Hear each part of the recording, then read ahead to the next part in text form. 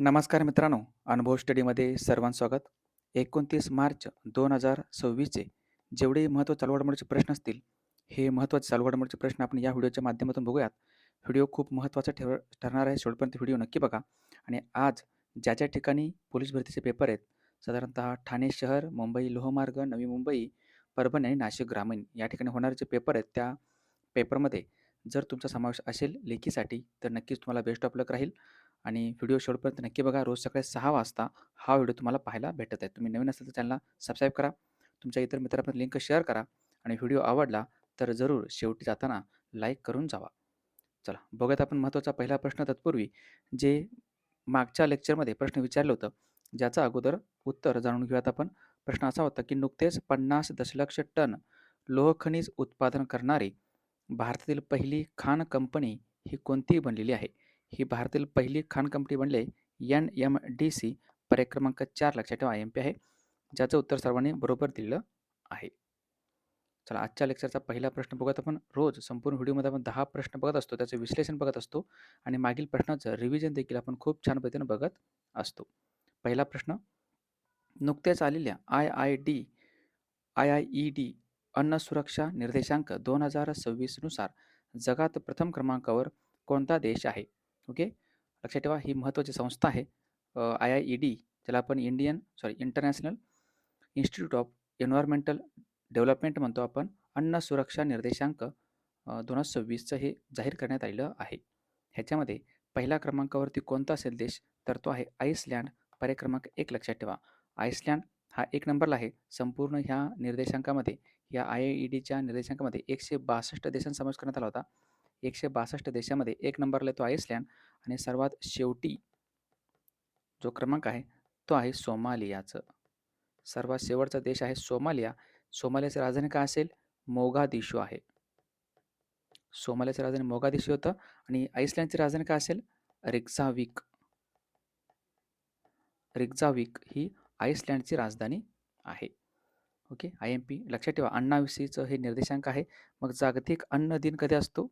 World food day म्हणतो आपण. जागतिक अन्न दिन हा असतो 16 ऑक्टोबरला. जागतिक अन्न दिवस असतो 16 ऑक्टोबरला. आणि 2025चा जो काही जागतिक अन्न पुरस्कार आहे, वर्ल्ड फूड प्राईज म्हणतो आपण, जागतिक अन्न पुरस्कार, हा पुरस्कार कोणाला देण्यात आला असेल? हा पुरस्कार देण्यात आला आहे मारियांगेला हंगरिया यांना. मारियांगेला हंगरिया. ओके, मारियांगेला हंगरिया लक्षात ठेवा. जागतिक अन्न सुरक्षा निर्देशांक. मग काही दिवसापूर्वी जे घडलेले किंवा भारताचं जो काही रँकिंग आहे त्यांच्यावरती एक नजर टाकूयात आपण. आर्थिक स्वातंत्र्य निर्देशांक 2025 मध्ये भारत आहे 128व्या क्रमांकावरती. वर्ल्ड टॅलेंट रँकिंगमध्ये भारत हा 63व्या क्रमांकावरती आहे. ओकला स्पीड टेस्ट 2025 मध्ये भारत हा 26व्या क्रमांकावरती आहे. जागतिक स्पर्धात्मकता निर्देशांक 2025 मध्ये भारत 41व्या क्रमांकावरती आहे. जागतिक बँकेच्या समानता निर्देशांक जो गिनी इंडेक्स आहे त्याच्यामध्ये भारत हा 4थ्या क्रमांकावरती येतो. अभिव्यक्ती स्वातंत्र्य निर्देशांकामध्ये भारत हा 24व्या क्रमांकावरती आहे. ग्लोबल विंड रिपोर्ट 2025 मध्ये भारत हा 4थ्या क्रमांकावर आहे. ग्लोबल सेफ्टी इंडेक्स 2025 मध्ये भारत हा 66व्या क्रमांकावरती आहे. ग्लोबल टेररिझम इंडेक्समध्ये भारत हा 14व्या क्रमांकावरती आहे. GDPच्या आधारावर श्रीमंत देशांच्या निर्देशांकामध्ये भारत हा 122व्या क्रमांकावरती येतो. चला पुढचा महत्त्वाचा दुसरा प्रश्न आहे.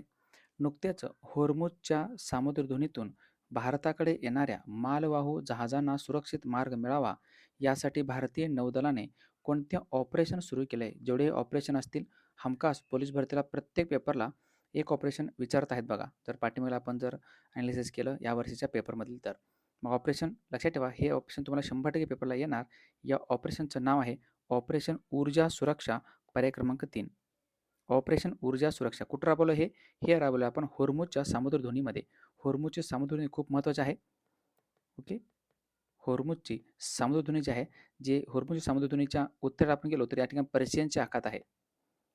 पर्शियनचे आखात आहे, ज्याला ओमानचे आखात, ज्याला इराणचे आखात असंही म्हणा तुम्ही. ओके, याला इराणचे आखात असंही म्हणतो आपण. पर्शियनचे आखात आणि खाली येतो या ठिकाणी ओमानचे आखात.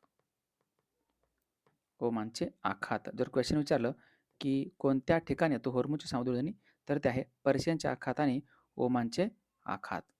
समजलं. होर्मुझ लक्षात ठेवा IMP आहे, जे काळा समुद्र आणि सी ऑफ मर्मारा मर्माराचे समुद्र या दोन्ही ठिकाणं जोडतं. होर्मुझ आणि होर्मुझवरती कोणाचा हक्क असेल तर तो इराणचा हक्क आहे. या ठिकाणी जे काही अडकलेले जहाज आहेत भारताचे, भारताकडून येणारे मालवाहू जहाज यांना सुरक्षित मार्ग मिळावा यासाठी नौदलाने राबवलेले हे ऑपरेशन आहे. ऑपरेशन ऊर्जा सुरक्षा लक्षात ठेवा. इराणमध्ये देखील भारताने 2 ऑपरेशन याच्यापूर्वी राबवले होते. गेल्या वर्षी राबवलं होतं ऑपरेशन सिंधू आणि यावर्षी आपण ऑपरेशन स्वदेश राबवलेले होते. ऑपरेशन स्वदेश आणि ऑपरेशन सिंधू या दोन्हीचे संबंध इराणी देशाचे आहे आणि भारताचे आहे. नौदल, भारतीय नौदल जो आहे, या भारतीय नौदलाचा जो काही दिवस असतो तो 4 डिसेंबरला असतो. भारतीय नौदल दिवस 4 डिसेंबरला आहे आणि दिनेश कुमार त्रिपाठी, ज्याला आपण DK त्रिपाठी म्हणतो, हे सध्याच्या भारतीय नौदलाचे प्रमुख आहेत. शन नौ वरुण हे याचं काय ब्रीदवाक्य आहे भारतीय नौदलाचे. भारतीय नौदलाचं मग जे काही लेटेस्ट चर्चेमधील जे ऑपरेशन आहेत त्यांच्यावरती एक नजर टाकूयात आपण. नुकतेच ऑपरेशन थंडर ही 134 देशांमध्ये राबवलेली एक जागतिक वन्यजीव तस्करी विरोधी मोहीम आहे. ही कोणत्या संघटनेची आहे? तर ते इंटरपोल आणि WCO world custom organisation. Operation Jericho ही अंमली पदार्थ विरोधी मोहीम कोणत्या राज्यातील आहे? ही आहे मिझोराममधील. जानेवारी 2026 नंतर इराणमधील बिघडत्या सुरक्षा परिस्थितीनंतर इराणमधून बाहेर पडण्यासाठी 10,000 नागरिकांना सुरक्षितपणे बाहेर काढण्यासाठी भारताने कोणते ऑपरेशन राबवलं आहे? ऑपरेशन स्वदेश. सायबर सुरक्षा गुन्ह्यांना आळा घालण्यासाठी ऑपरेशन क्रॅकडाऊन कोणत्या राज्याने लॉन्च केलं असेल? हे आहे तेलंगणा. जम्मू काश्मीरमध्ये किश्तवाड जिल्ह्यात दहशतवाद्यांचा खात्मा करण्यासाठी भारतीय लष्कराचे ऑपरेशन आहे ऑपरेशन त्रासी 1, ऑपरेशन त्रासी 1. चला याला लाईक करा पटकन व्हिडिओला.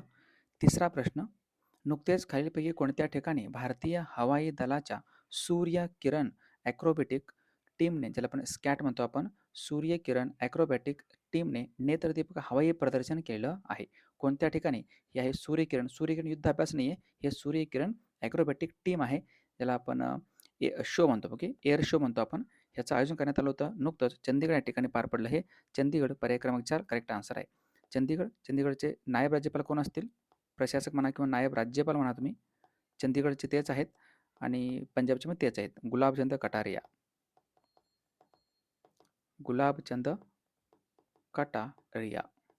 चंदीगड हा जो काही नवीन कायदे आहेत ना, नवीन फौजदारी कायदे लागू करणारा भारतातील पहिलं शहर कोणतं असेल तर चंदीगडच आहे. भारतातील पहिले शहर चंदीगडचं लक्षात ठेवा. IMP आहे. चंदीगडचे कॅपिटल आहे. या चंदीगड कॅपिटलला 2016 मध्ये जागतिक वारसा स्थळामध्ये स्थान देण्यात आलेलं होतं. वर्ल्ड हेरिटेज साईट 2016ला चंदीगड कॅपिटल. आणि एक आहे सूर्यकिरण युद्ध अभ्यास. सूर्यकिरण जो युद्ध अभ्यास आहे, सूर्यकिरण युद्ध अभ्यास भारत आणि कोणत्या 2 देशादरम्यान केला जातो? ही आहे भारत व नेपाळ. भारत व नेपाळ दरम्यान आहे सूर्यकिरण युद्ध अभ्यास. लक्षात ठेवा IMP येतं. घ्या पुढचा प्रश्न. चौथा प्रश्न, नुकत्याच बेंगळुरू येथे लॉन्च करण्यात आलेल्या मानसिक विकारांमधील मेंदूची रचना आणि कार्य यांच्यावरील माहितीचे भारतातील पहिल्या डिजिटल भांडाराचे नाव काय ठेवण्यात आलेलं आहे?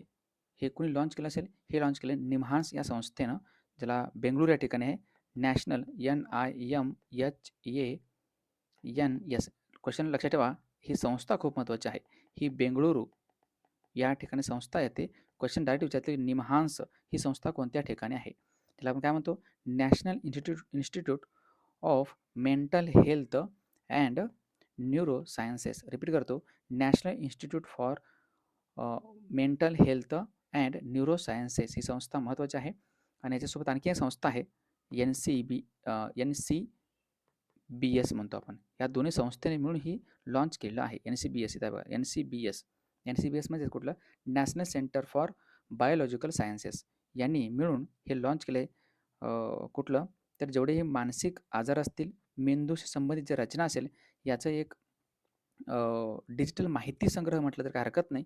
तर भविष्यातील शास्त्रज्ञांना त्याचा खूप मोठा उपयोग होऊन जाईल. त्याचं नाव आहे काम ब्रेन डेटाबेस. पर्याय क्रमांक 2, काम ब्रेन डेटाबेस. क्वेश्चन विचारतील की काम ब्रेन हे काय आहे? मग त्यास तुम्हाला उत्तर द्यायचं आहे की हे काय मेंदूशी संबंधित एक डिजिटल डेटाबेस आहे. Digital database. समजलं? लक्षात ठेवा, महत्त्वाचं आहे. बेंगळुरू या ठिकाणी काम ब्रेनचं लॉन्च करण्यात आलेलं आहे. पुढचा प्रश्न महत्त्वाचा, 5वा प्रश्न. नुकत्याच खालीलपैकी कोणत्या देशाच्या इतिहासात प्रथमच विद्यमान राष्ट्राध्यक्ष हे संघीय नोटांवर स्वाक्षरी करणारे पहिले राष्ट्राध्यक्ष ठरतील? म्हणजे त्या देशातील जेवढे हे नोट आहेत त्या नोटांवरती सही करणारे राष्ट्राध्यक्ष सही करतील. आता पहिल्यांदा सही करतील. साधारणतः हा जो काही नोट आहे ते 1861ला लॉन्च करण्यात आलं होतं हे नोट. ओके, 1861 पासून म्हणा तुम्ही आता 1861 पासून ते आता 2026 पर्यंत कधीही राष्ट्राध्यक्ष स्वाक्षरी केली नव्हती. आणि नुकताच आता 4 जुलैचा जो का दिवस आहे, 4 जुलै हा अमेरिकेच्या स्वातंत्र्याच्या दिवसाला 250 वर्ष पूर्ण होतील. 250वा वर्धापन दिन अमेरिका साजरा करतोय. आणि ह्या निमित्ताने जूनमध्ये ओके येत्या जून 2026 पासून $100ची जी नोट आहे ना, $100 म्हणा तुम्ही, $100ची नोट आहे, ह्याच्यावरती आता राष्ट्राध्यक्षांच्या नावाबरोबरच ट्रेझरी सेक्रेटरी जे आहेत स्कॉट बेसेंट यांचे नाव कोरले चलनात येथील पहिली नोट ठरेल ही. ओके, पहिली ही नोट ठरेल, लक्षात ठेवा. म्हणजे अमेरिका राष्ट्राध्यक्ष डोनाल्ड ट्रम्पने हा निर्णय घेतलेला आहे. देश आहे अमेरिका, पर्याय क्रमांक 4. अमेरिकेचे साधारणतः 47व्या क्रमांकाचे राष्ट्राध्यक्ष कोण असतील? तर ते डोनाल्ड ट्रम्प. ट्रम्प पहिल्यांदा सही करतील. डॉलर हे याचं चलन आहे अमेरिकेचं. ओके ओके, लक्षात ठेवा, महत्त्वाचं आहे. हे पहिल्यांदाच होऊन जाईल. हे तर डोनाल्ड ट्रम्प. आणि संपूर्ण जगामध्ये असे जे काही चलन आहेत ज्या चलनाला चिन्ह आहे, उदाहरणार्थ येन हे चलन आहे जपानचं आहे, ज्याला हे चिन्ह आहे. त्यानंतर रुपया आहे, ज्याला भारताचं रुपया असं हे चिन्ह आहे. त्यानंतर डॉलर आहे, डॉलर हे अशा पद्धतीने दर्शवतो आपण. त्यानंतर युरो आहे, युरोला हे अशा पद्धतीचे चलन आहे, युरो. ओके, डॉलर, युरो, रुपया आणि पाऊंड. त्यानंतर आहे हे पाऊंड. ओके, याच्या पद्धतीचा पाऊंड येतो, पाऊंड. ओके, हे 5 चिन्ह आहेत जे चलनाचे आहेत. बाकी सगळं चलन आहेत कोणत्या देशाचे, मात्र त्यांना चिन्ह नाही आहे. चिन्ह असणारे फक्त 5च देश आहेत, हे विसरू नका. घ्या पुढचा प्रश्न, 6वा प्रश्न. नुकतेच 28 मार्च 2026 रोजी बेंगळुरू येथे कितव्या IPLची सुरुवात झालेली आहे? ओके, काल पहिली जी मॅच पार पडली RCB वर्सेस सनरायझर्स हैदराबाद, म्हणजे RCB आणि हैदराबाद, बेंगळुरू आणि हैदराबादच्या दरम्यान पहिली मॅच पार पडली. आणि हे कितवा IPL असेल? तर पहिल्यांदा फर्स्ट IPL जे पार पडलं होतं हे पार पडलं होतं 2008मध्ये, आहे ना, 2008मध्ये. 2025मध्ये गेल्या वर्षी IPL पार पडलं होतं 18वे IPL. आणि यंदा आहे 2026 IPL, म्हणजेच हे 19वे IPL राहणार आहे. पर्याय क्रमांक 1 त्याचं करेक्ट आन्सर आहे, 19वे IPL. लक्षात ठेवा. कोण जिंकत आहे फायनल बघूयात आपण. हे IPL आहे खूप म्हणजे पॉप्युलर क्रिकेटपैकी एक मानतो आपण IPL. की ह्या IPL 19व्या 2026च्या IPLमध्ये सर्वात महागडे फ्रँचायझी कोण ठरले असतील? सर्वात महागडे फ्रँचायझी आहे RCB. RCBला आदित्य बिर्ला ग्रुपने विकत घेतलेलं आहे. Aditya Birla group, times of India आणि आणखीन एक छोटे 1-2 कंपनी आहेत त्यांनी विकत घेतले. आदित्य बिर्ला मात्र विसरू नका. ओके, आणि जो RCB आणि RCB या RCBनं 2025 जो विजेता आहे तो देखील बनलेला आहे. 2025चा 18वा IPL विजेता RCB संघ आहे. पहिल्यांदाच IPL 2025चा RCBने जिंकलं होतं. कॅप्टन कोण आहे? रजत पाटीदार. कॅप्टनला विसरू नका, रजत पाटीदार. लक्षात ठेवा. जसं IPL आहे तसं WPL पण होत असतो. चौथं WPLचं विजेता आहे RCB, जो गेल्या वर्षी जिंकलेला आहे. RCB लक्षात ठेवू शकता. 19 IPL आता स्टार्ट झाले कालच. कुठं पहिली मॅच खेळवली जाईल? बेंगळुरू या ठिकाणी. पुढचा 7वा प्रश्न. नुकतेच ब्रिक्स तर्फे महिला सशक्तीकरण ट्रेल ब्लेझर्स पुरस्काराने कोणाला सन्मानित करण्यात आलेलं आहे? हे व्यक्ती आहेत, यांना हा पुरस्कार सन्मानित करण्यात आला. यांचं नाव आहे कल्पना सोरेन. पर्याय क्रमांक 3. कल्पना सोरेन यांना हा पुरस्कार देण्यात आलेला आहे. कोणातर्फे? ही ब्रिक्सतर्फे. ब्रिक्सतर्फे महिला सक्षमीकरण, वुमन एम्पॉवरमेंट म्हणतो आपण त्याला, ट्रेल ब्लेझर्स पुरस्काराने सन्मानित करण्यात आलेलं आहे. आणि जागतिक महिला दिन कधी असतो? जागतिक महिला दिन असतो 8 तारखेला, 8 मार्चला. 8 मार्च. लक्षात ठेवा. ब्रिक्समध्ये साधारणतः 11 देश येतात. 11वा देश कुठला असेल? 11वा सदस्य देश आहे याचा इंडोनेशिया. कळलं? ब्रिक्सची स्थापना 2009 मध्ये झाली होती. 2010मध्ये याला दक्षिण आफ्रिका, 2010मध्ये दक्षिण आफ्रिकेमध्ये समावेश झाला आहे तेव्हापासून हा ब्रिक्स देश बनला. ओके, ब्रिक्स जे काही परिषद आहे, ब्रिक्सची जे काही परिषद आहेत, ब्रिक्सची परिषद 2025ची आणि 2026ची लक्षात ठेवा. 2025ची परिषद पार पडली होती ब्राझीलमध्ये आणि 2026ची परिषद आपल्या भारतामध्ये होत आहे. ब्रिक्सची ही दोन्ही पण IMP परिषद लक्षात ठेवायचं आहे. महिला सक्षमीकरण पुरस्कार भेटलेला आता कल्पना सोरेन यांना. मग जे काही 2-3 पुरस्कार आहेत त्यांच्यावरती एक नजर टाकूयात आपण. आशियातील सर्वोत्तम नियोक्ता ब्रँड पुरस्कार 2026 भेटला आहे BSE बॉम्बे स्टॉक एक्सचेंजला. इंदिरा गांधी शांतता निशस्त्रीकरण आणि विकास पुरस्कार 2025 भेटले ग्राहका मासेल यांना, जे नेल्सन मंडेला यांचे वाईफ आहेत. प्रेसिडेंट कलर ऑफ ऑनरने सन्मानित करण्यात आले सिक्कीम राज्य पोलीस दलाला. अशोक चक्र पुरस्कार 2026ने सन्मानित करण्यात आले शुभांशु शुक्ला यांना. भूविज्ञानातील क्रॅफर्ड पुरस्कार 2026 भेटले वीरभद्रन रामनाथन यांना.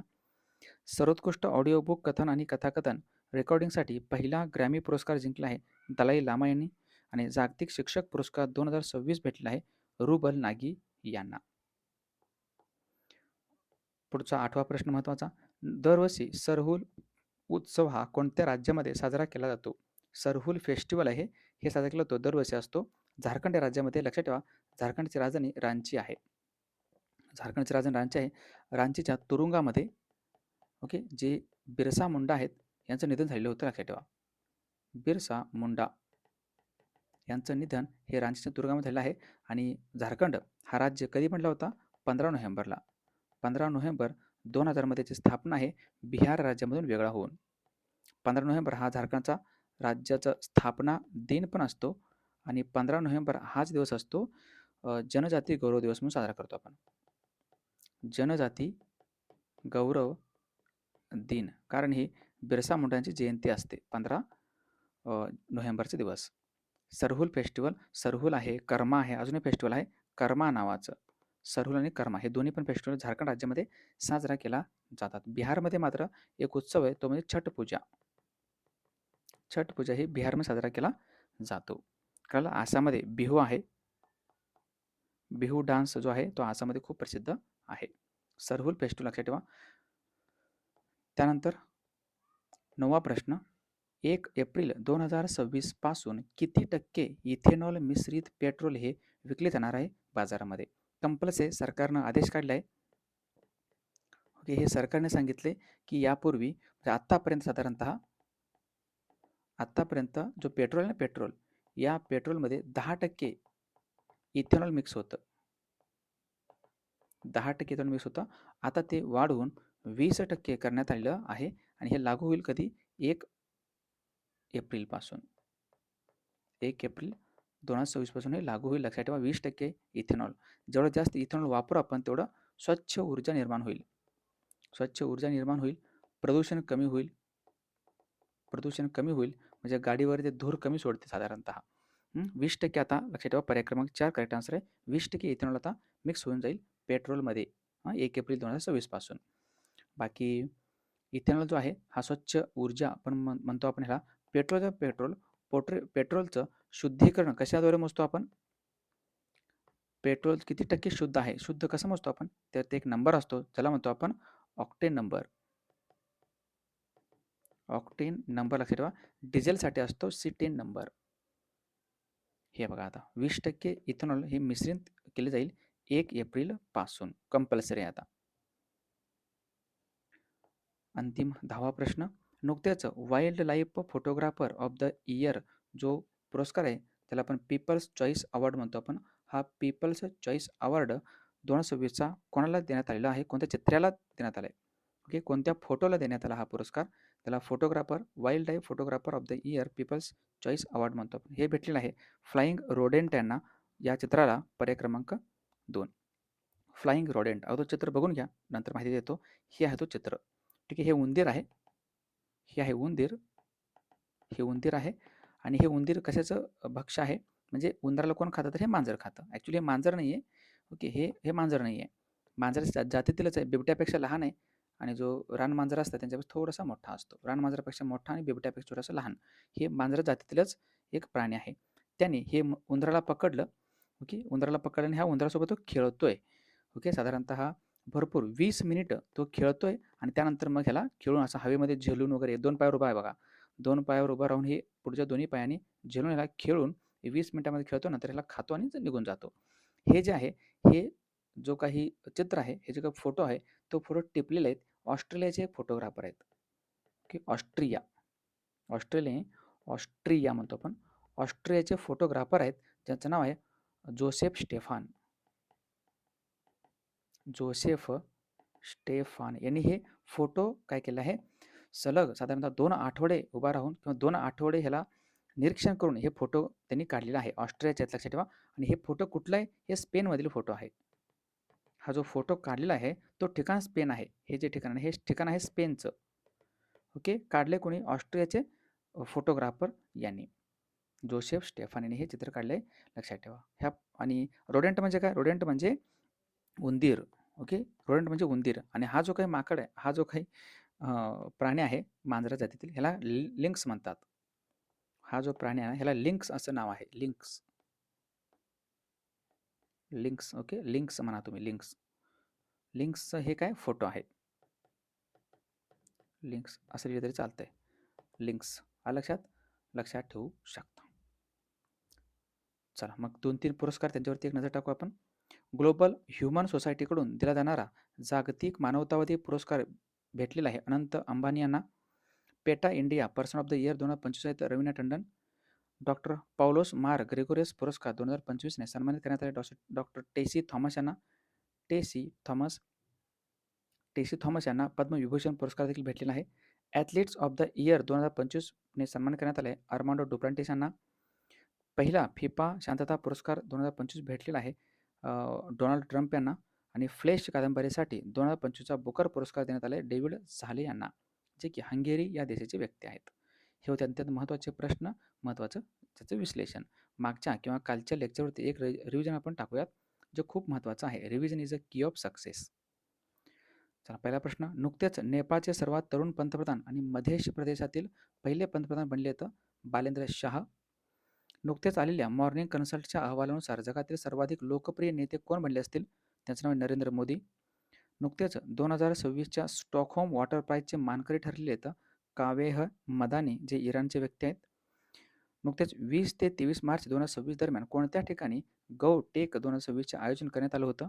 हे आहे पुणे शिवाजीनगरला. नुकतेच आलेले अनलाइकली पॅराडाईज हे पुस्तक कोणाचे आहे? हे पुस्तक आहे संजय राऊत यांचं. नुकतेच वन उत्पादनासाठी प्रमाणपत्र मिळणारे भारतातील पहिले राज्य कोणते बनले आहे? हे बनले आहे आंध्र प्रदेश. नुकतेच आलेल्या क्यूएस वर्ल्ड युनिव्हर्सिटी रँकिंग 2026 भारतात प्रथम क्रमांकावर कोणती संस्था आहे? ही संस्था आहे IIT दिल्ली. 35वा सरस्वती सन्मान 2026 देण्यात आलाय रामकुमार मुखोपाध्याय यांना. नुकतेच RCB क्रिकेटच्या इतिहासातील सर्वात महागड्या क्रीडा फ्रँचायझी अधिग्रहणांपैकी एक ठरले असून ते कोणी विकत घेतले आहे? आदित्य बिर्ला ग्रुपने विकत घेतलेलं आहे. नुकतेच कोणाला फ्रान्सच्या प्रतिष्ठित लिजन डी ऑनर या पुरस्काराचा तिसरा सर्वोच्च सन्मान असलेल्या कमांडर या पदाने सन्मानित करण्यात आले आहे? जावेद अशरफ. जावेद अशरफ, लक्षात ठेवा. आता हे आदित्य बिर्ला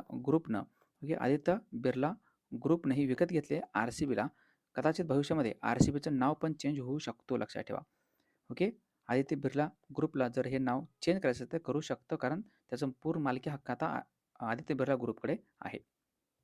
चला, ह्या प्रश्नाचं उत्तर जाता सर्वांनी कमेंट बॉक्समध्ये द्या एकदा.